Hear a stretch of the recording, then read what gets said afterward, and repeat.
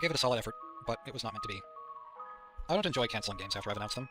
This isn't the first time I've done it, or the second time, or the third time, as far as I can remember. But it's never easy. Relatively speaking, though, I feel pretty at ease with this decision. Whenever I started making 1 week at Flumpty's, the biggest motivator for me was just Five Nights at Freddy's 4 hype. Because it was announced and everyone was really excited, like, goodness gracious, Five Nights at Freddy's 3, we thought that was maybe the end, but it turns out there's one more. That's gonna be amazing. We need to theorize about what it'll be like. We need to play all the past games again and get ourselves into it. And, it's just a really exciting time. I wanted to kind of join in on that because I like the idea of giving people something to be excited about. And I could, make a new game about something entirely different that no one has ever seen before, or I could go back and maybe make one more Flumpty game, and people would be excited for that because it's in a universe they've already seen before and they know about and are familiar with. That was my main motivator for 1 week at Flumpty's. I went into it with almost no ideas, and I announced it whenever I'd done almost nothing with it. Like, I thought about waiting longer to announce it because I hadn't done anything with it, and I wasn't really sure if I was going to complete it yet. But I got impatient, just being excited about the idea of other people being excited. And that's probably something that I shouldn't have done, but it was too late once I'd done it. I did initially have fun working on it, though, because I had some ideas, not very many, but I thought I had just enough where I could plow through as much of it as I could, and if I ever lost motivation, then I could say, well, I've done so much in these first 1 or 2 weeks of production that anything that I've done so far, it can't go to waste. I have to keep going. It's too late to stop now. That was the mindset that I went into. So, with One Night at Flumpty's 2, I kind of went in with the assumption that I was just going to make up ideas as I went along and it would work out eventually, and it did. 1 week at Flumpty's, I tried the same thing, and it just didn't work out. That's kind of what you get whenever you don't plan things out well enough. It might work and it might not. It took me developing and programming a whole map system, drawing 15 rooms, or technically 16, I guess, because of the office, but the office was never finished, and drawing Birthday Boy Blam, I think, 19 times or something like that. It took me that long to realize that there were just inherent problems with the way that I designed the game, and it was too late to fix them unless I wanted to make some huge changes. Basically, I designed the game around the ability to be able to move around bits of hallways and turn on these laser beam doors that pretty much act like the vents in Five Nights at Freddy's 3. So I did that, and I realized it was very easy to just trap the character or the characters between walls and just have them get stuck forever, and then there's no challenge anymore. In fact, there's no challenge to begin with because there's nothing else stopping you from doing anything to that effect. So I wasn't having fun making the game, and my own philosophy that I've kind of developed over time is if I'm not having fun making something, that it won't be fun for people to play. I wanted to challenge that this time. I wanted to see if I could still make an enjoyable game even though I wasn't enjoying working on it, and it turns out that I didn't see the mistakes in it because my heart wasn't in it. And the mistakes that I did see, I had no interest in fixing. So I weighed my options. I either had to cancel 1 week at Flumpty's and save myself a whole lot of stress and disappoint people, or spend forever making 1 week at Flumpty's, completely stress myself out, and still disappoint people. So I chose the former option. As sad as the news is, it's also a huge relief for me because I, of course, am relieving myself of a whole lot of stress that I went through trying to make this game that I just don't want to do anymore.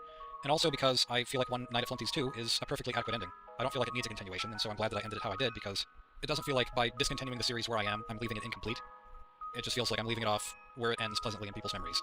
It's also a relief to me because One Night at Flumpty's is a parallel of Five Nights at Freddy's. One Night at Flumpty's 2 wasn't intended to be, but still kind of ended up being a parallel of Five Nights at Freddy's 2.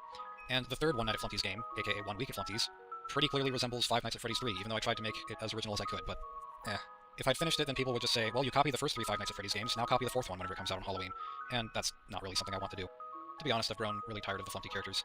I still like them, but I just don't want to do anything else with them. They're always jokes. In my mind, they always will be jokes. And I don't want to continue to make games only about characters that didn't really have much of a serious thought process behind them. I guess that's another thing, is I considered making it a more serious game, because I had more nights to work with and therefore I could make more of a story develop. Since people will be curious, I'm going to explain what the story of 1 week at Flumpty's was going to be right now and just kind of general layout of it. Night 1 was going to be basically just survive the night with Birthday Boy Blam wandering the building, and that was going to be it. Night 2 was going to be essentially the same thing, except with the beaver and the owl. Everyone said that the beaver needed to return as a zombie or a phantom, and that's an idea that I had before I released One Night at Flumpty's 2. I just didn't want to use it, but it's funny because my friend Jake suggested that the beaver be a mummy, because he has toilet paper. And he is the only one who suggested that idea, and I thought it was great, and that's one of the reasons that I wanted to finish the game, but of course I wasn't able to. So, the beaver would not have been a zombie, would not have been a phantom, would have been a mummy, and no one would have seen it coming.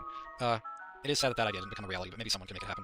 Night 3 was going to be just the Red Man and Grunkfist. Grunkfist was going to, like, teleport, and the Red Man was going to mess with equipment or something. Night 4 was going to involve the Eyesore, and 2 additional characters that resemble the Eyesore, but are just singular corpses rather than a whole dinosaur of corpses, and they were just going to also, like, run around the building, I guess. And they were going to be called Champ and Chump. The reason they would be called Champ and Chump is because of a plot twist that would be revealed before Night 5. The plot twist would be, you see a minigame flashback of yourself, essentially, being the player of the first 2 One Night at Flumpty's games, and Flumpty is, like, beckoning you to a back room where he says, come and claim your prize and be my best friend. And then once you're lured into that back room, he says, well, in order to be my new best friend, you have to kill your old best friend.